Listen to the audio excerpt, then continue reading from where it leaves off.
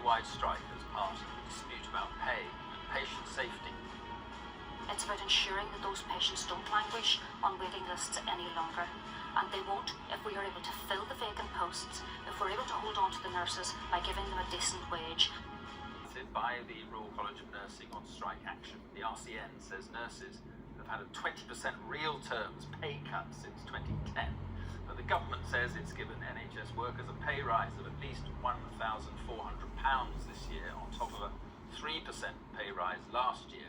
That brings the average salary for an NHS nurse to around £34,000 per year. Our health correspondent Ashish Joshi has been speaking to Pat Cullen, the General Secretary of the RCN. Well, hundreds of thousands of nurses have spoken up loud and clear today. What they've said to governments right across the UK, enough is enough.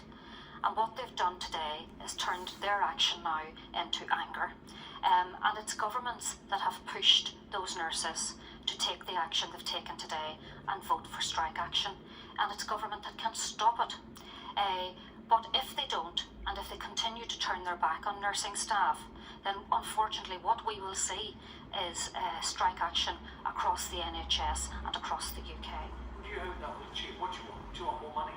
Yes, absolutely. When you think about it, our independent analysis shows that every nurse is working 1 day a week free every week. What a way to treat the nursing staff that hold the health service together. So what we want to see is decent wages paid to nurses so that we can retain our nurses that we've got in the system, and that we can recruit brilliant nurses into the system, because patients right across the UK deserve better and nurses deserve better. They're living at the minute at a knife edge in their personal life, and they're getting a pretty raw deal in their workplaces. And what I mean by that is they cannot afford to pay their bills and look after their families and get to work.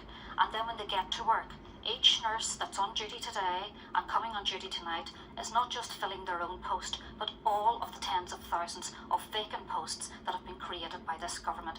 That's not much to ask to make sure that they've got the resources to be able to look after their patients.